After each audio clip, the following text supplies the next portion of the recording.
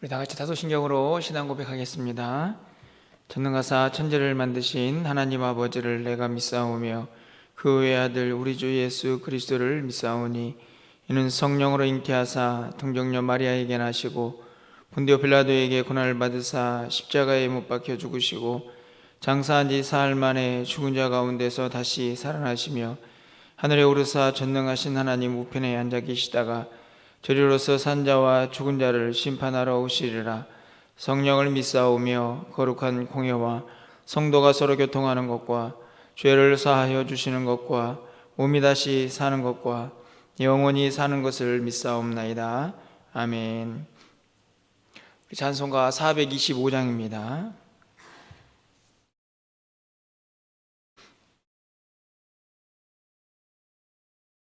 425장 찬양드리겠습니다.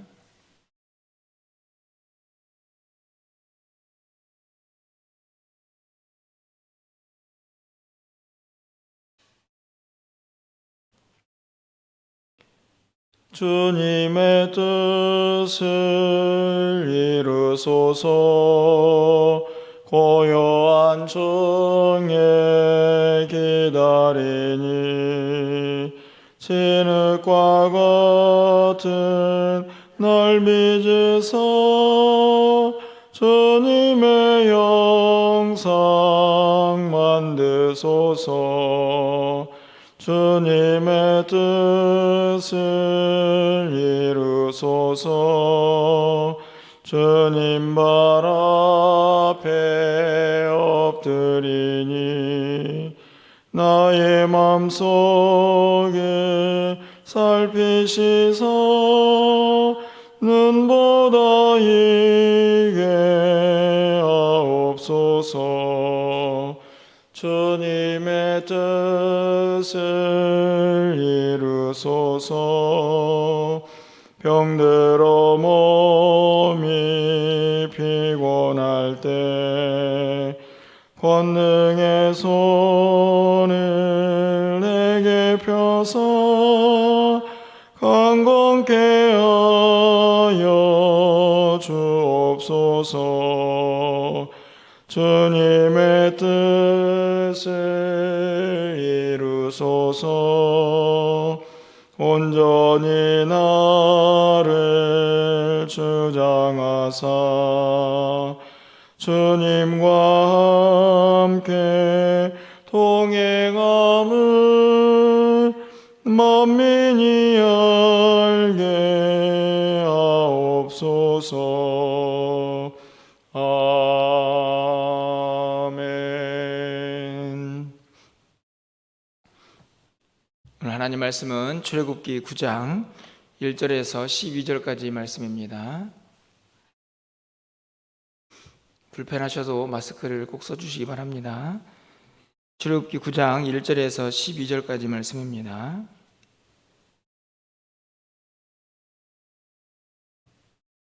한 절씩 교독하고 12절 함께 읽겠습니다.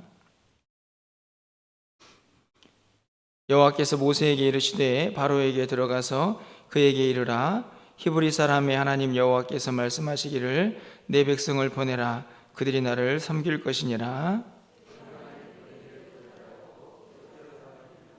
여호와의 손이 들에 있는 내 가축 곧 말과 나귀와 낙타와 소와 양에게 더하리니 심한 돌림병이 있을 것이며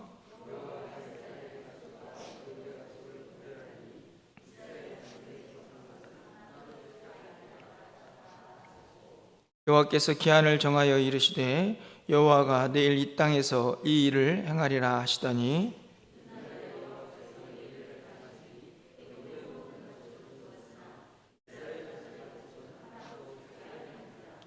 바로가 사람을 보내어 본즉 이스라엘의 가축은 하나도 죽지 아니하였더라. 그러나 바로의 마음이 완강하여 백성을 보내지 아니하니라.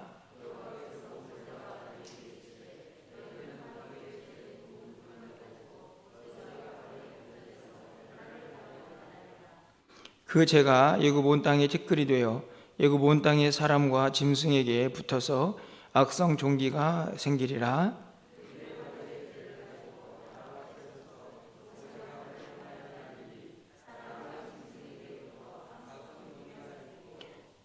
11절에 요술사들과 악성 종기로 말미암아 모세 앞에 서지 못하니 악성 종기가 요술사들로부터 애굽 모든 사람에게 생겼음이라. 그들의 말을 듣지 아니하였으니 여호와께서 모세에게 말씀하심과 같더라. 아멘. 계속해서 출애굽기에 나와 있는 10가지 재앙을 살펴보고 있습니다. 오늘은 여섯 번째 재앙이 기록이 되어 있는데요. 다섯 번째는 가축들에게 돌림병이 돌아서 가축들이 죽는 장면이 기록이 되어 있고, 여섯 번째는 악성 종기가 발생을 해서 사람들과 짐승들을 힘들게 하고 있는 모습이 기록이 되어 있습니다. 제가 이전에도 말씀을 드렸지만 이 재앙을 살펴볼 때 우리가 꼭 기억해야 할 것이 있습니다. 재앙의 종류가 어떤 것이고 그것이 얼마나 큰 것인가 하는 것을 이해하는 것도 중요하겠지만, 더 중요한 것은 이 재앙 속에 담겨져 있는 하나님의 마음, 하나님의 뜻, 그리고 더 나아가서는 이 재앙들에 어떤 신학적인 의미가 담겨져 있는가 하는 것을 깨닫는 것이 매우 중요하다고 생각이 듭니다. 오늘 본문에 있는 말씀을 통해서 두 가지를 좀 생각해 보려고 하는데요. 첫 번째로는 어제도 살펴보셨겠지만 구별이라는 단어입니다. 오늘 본문에 다섯 번째 재앙이 내려지고 있지만요, 우리가 분명히 살펴볼 수 있는 것은 그 재앙이 애굽 온 땅에 내려지는 것이 아니고 그 땅 가운데서도 구별된 지역이 있다 하는 것입니다. 바로 이스라엘 백성들이 살고 있던 고센 땅이지요. 오늘 본문에 있는 1절 말씀을 좀 가서 보십시오. 바로에게 들어가서 그에게 이르라, 히브리 사람의 하나님 여호와께서, 분명히 말씀합니다. 하나님이 어떤 누구의 하나님이냐, 히브리 사람, 다시 말하면 이스라엘 백성들의 하나님이다 라고 분명하게 말씀을 하시죠. 그래서 4절에 이런 말씀이 기록되어 있습니다. 여호와가 이스라엘의 가축과 애굽의 가축을 구별하리니. 하나님께서 가축을 구별하시죠. 왜 가축을 구별하십니까? 이스라엘 백성들의 가축 그리고 애굽 백성들의 가축이 다른 가축이 아니죠. 하지만 그 가축까지도 구분이 될 수 있는 이유는 바로 누구의 가축이냐에 따라서 달라지는 것입니다. 사람도 마찬가지죠. 동일하게 애굽이라는 이집트에 살고 있지만 누구의 백성이냐, 바로의 백성이냐, 하나님의 백성이냐에 따라서 구별이 되듯이 가축도 마찬가지입니다.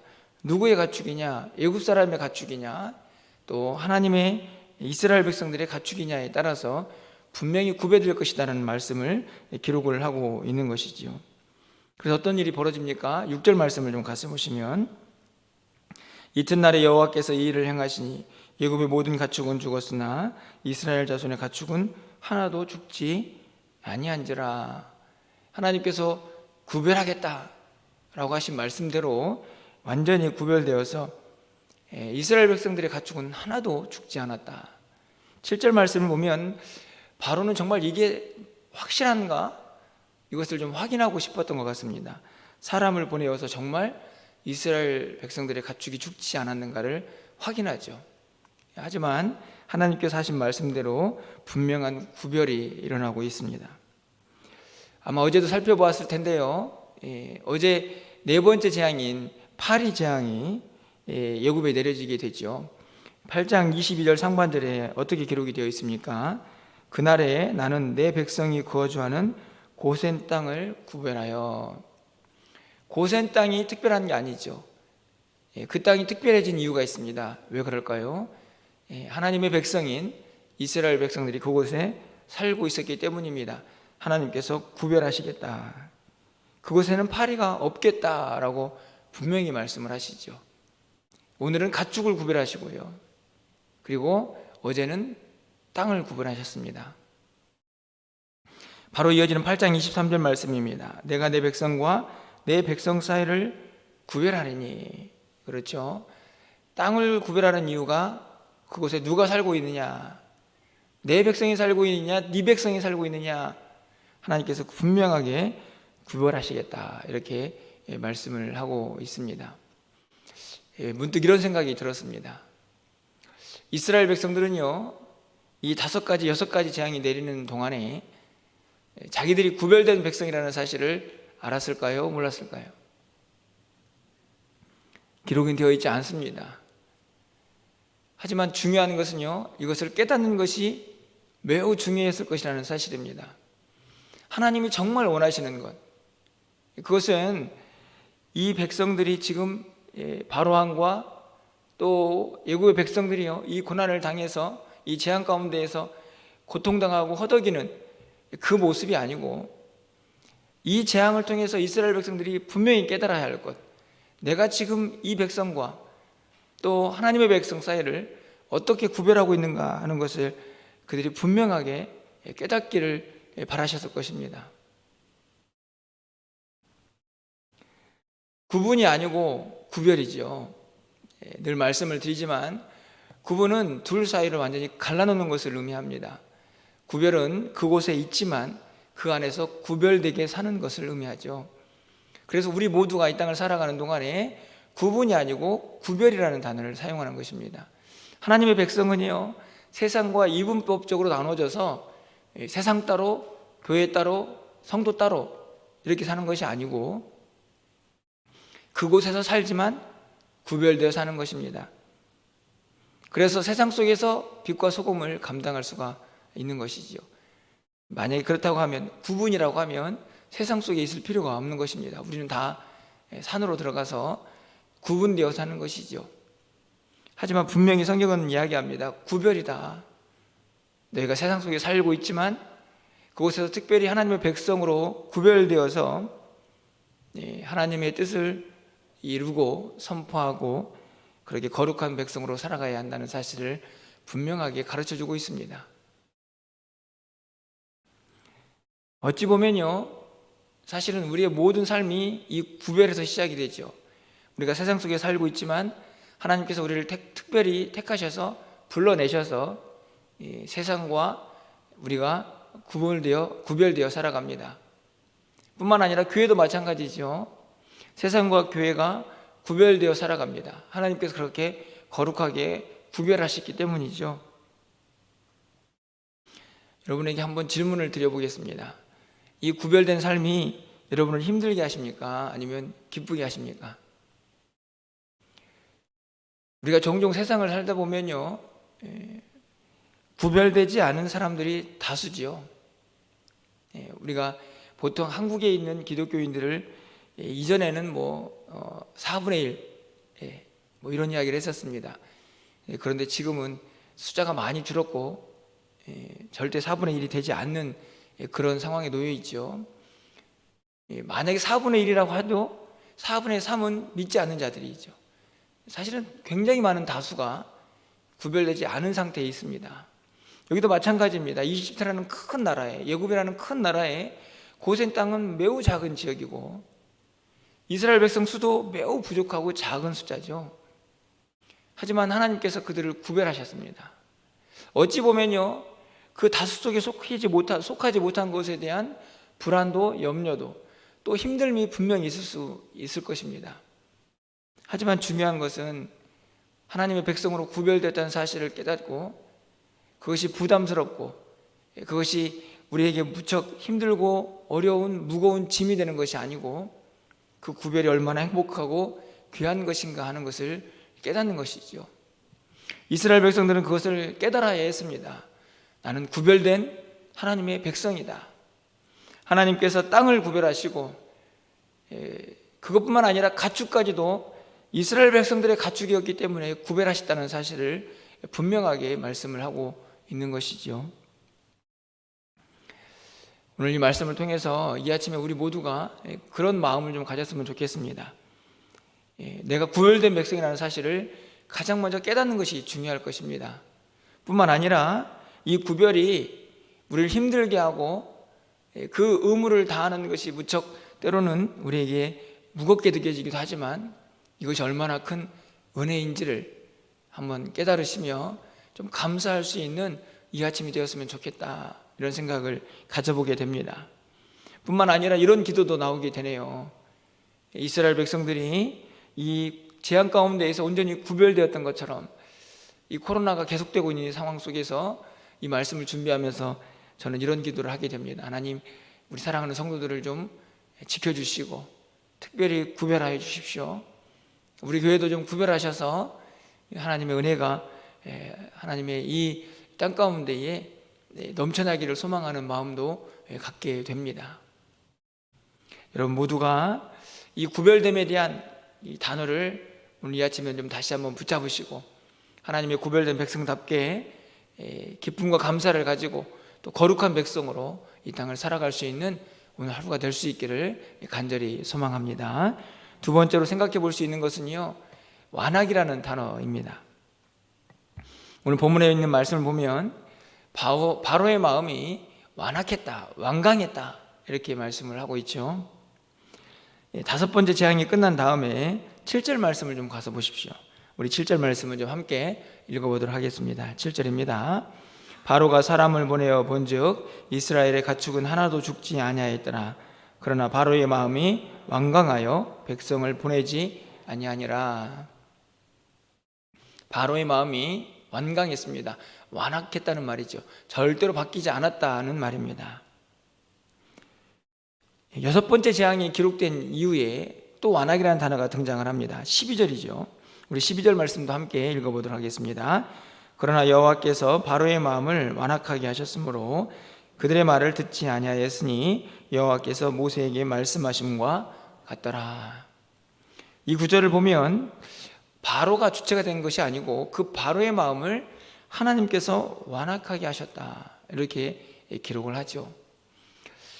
어떤 본문은 바로가 주체가 된 것처럼 보이고 어떤 본문은 하나님께서 그렇게 하셨다 이렇게 기록을 하고 있습니다.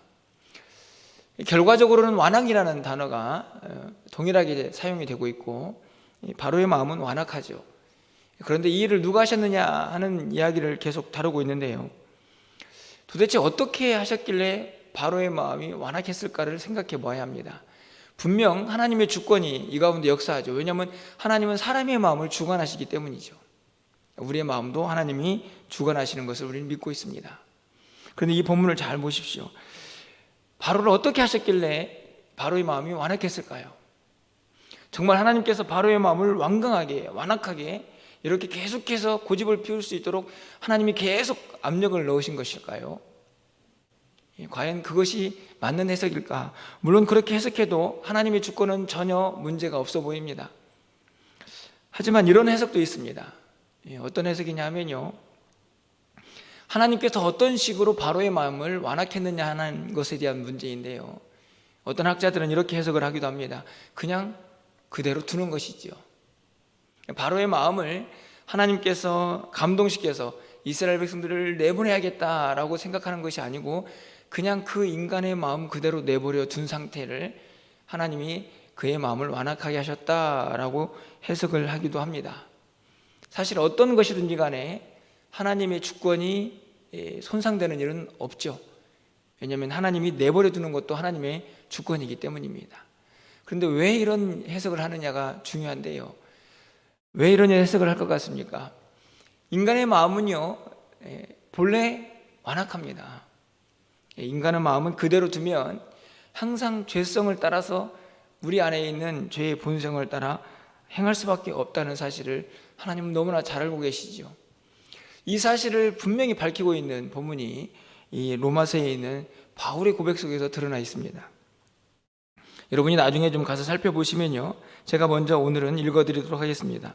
로마서 1장 24절에 있는 말씀인데요, 그러므로 하나님께서 그들의 마음의 정욕대로 더러움에 내버려 두사 그들의 몸을 서로 욕되게 하게 하셨으니, 하나님께서 그냥 내버려 두셨습니다. 그랬더니 그들은 그들의 마음의 정욕대로 살아가죠. 바로 이어지는 26절 상반절 말씀인데요, 이 때문에 하나님께서 그들을 부끄러움 욕심에 내버려 두셨다 이렇게 말씀합니다. 그들 마음속에 이미 욕심이 가득한데요, 그냥 내버려 두면 그 욕심대로 사는 것입니다. 28절에도 이렇게 기록되어 있습니다. 또 그들의 마음에 하나님 두기를 싫어하며 하나님께서 그들을 그 상실한 마음대로 내버려 주사 합당하지 못한 일을 하게 하셨으니, 바울은요 분명하게 알고 있었습니다. 무엇을 알고 있었습니까? 이 땅에 있는 사람들이, 특별히 하나님을 알지 못하는 사람들이 왜 그렇게 완악한가? 하나님께서 그들의 완악을 계속 조장하고 있는가? 그렇지 않다. 그냥 내버려 두면 인간은 그렇게 완악해서 멸망의 길을 간다. 이렇게 말씀을 하고 신학적으로 정리를 하고 있는 것입니다. 이 정리를 오늘 본문에 적용해 보면 바로가 왜 그렇게 완악했을까 하는 것을 알 수 있습니다. 그냥 내버려 두면요 인간은 완악해집니다. 저는 이 본문에서 또 은혜를 발견하게 되죠. 여러분, 우리는 어떻습니까? 우리는요 구별되었습니다. 구별됐다는 말은 무슨 말입니까? 우리가 예수를 믿고 성령 하나님의 감동을 받은 사람들이라는 것이죠. 그래서 우리 안에 이미 성령 하나님이 와 계십니다. 그래서 우리는요 내버려둔 존재가 아니죠. 하나님이 함께 하시는 존재입니다. 그래서 죄가 무엇인지 깨닫기도 하고 심하게 양심의 가책을 느끼며 이것은 하나님이 원하시는 뜻이 아니라는 것도 알기도 하죠. 내버려 두었다. 그래서 완악해졌다. 이 말은 매우 심각한 우리의 죄성을 드러내는 단어이고요. 뿐만 아니라 매우 심각한 은혜의 깊이를 우리에게 가르쳐주는 단어이기도 합니다. 우리가 얼마나 큰 은혜를 받고 있는 존재인지를 다시 한번 깨닫게 되는 것이죠. 그럼에도 불구하고 저는 이 새벽에 이런 기도를 함께 할 수 있어야 한다고 생각합니다. 어떤 기도일까요? 하나님, 그럼에도 불구하고 우리를 내버려 두지 마십시오. 성령 하나님 우리 안에 이미 와 계시지만요 우리 어떻습니까? 여러분, 매일매일 성령의 지배를 받고 사시나요? 그렇지 않습니다. 우리 안에는 죄성이 얼마나 강한지 성령 하나님을 무시하고 내 뜻, 내 고집대로 우리는 또 살아갑니다. 그래서 우리는 매일매일 기도하죠. 뭐라고 기도합니까? 하나님, 오늘도 성령 충만하게 해주십시오. 이 말은 다른 말이 아닙니다. 하나님, 내버려 두지 마십시오. 우리를 내버려 두면요 하나님, 우리도 엉망으로 갑니다. 우리도 바로처럼 되지 말라는 법이 없죠. 완악해집니다. 내 고집대로 살죠. 하나님의 뜻이 무엇인가 생각하지 않고 내 마음대로 살아갈 수 있는 존재가 우리라는 사실을 우리는 한순간도 잊어서는 안 된다는 사실입니다. 그래서 매일매일 기도하는 것이죠. 하나님, 우리 좀 붙잡아 주십시오. 오늘 우리가 부른 찬양처럼 내 주여 뜻대로 나를 좀 주장해 주십시오. 오늘 이 완악이라는 단어를 통해서 우리가 다시 한번 이 귀한 진리를 좀 붙잡고 우리가 왜 새벽마다 나와서 기도해야 하는지, 하나님 또 우리에게 뭘 원하시는지를 다시 한번 깨달을 수 있는 이 아침이 되었으면 좋겠다 하는 생각을 가져보게 됩니다. 오늘 제가 말씀을 통하여 두 가지를 여러분에게 말씀을 드렸습니다. 첫 번째로는 우리가 구별되었다는 사실, 이스라엘 백성들처럼 하나님이 우리를 구별하였다는 사실을 꼭 기억하시고 오늘 하루 살아가는 동안에 내가 이 구별된 하나님 백성으로 거룩하게 살아갈 것이다 라는 다짐도 할 뿐만 아니라 내가 구별된 하나님 백성이라는 사실을 좀 감사하고 그 은혜를 잊지 말고 살았으면 좋겠습니다. 또 한 가지는 오늘 우리가 기도할 때에 하나님, 제 마음을 좀 그대로 두지 마시고 제 마음을 성령의 감동으로 주장하여 주십시오. 제 마음이 완악해지지 않도록, 우리의 마음이 내 고집대로 죄 가운데 빠지지 않도록 하나님께서 나를 온전히 주장하셔서 하나님의 뜻을 이루어가는 하나님의 사람을 되게 해달라고 이 아침에 기도하시면서 또 하루를 승리하며 살아갈 수 있는 저와 여러분 되시기를 간절히 축원합니다. 기도하겠습니다.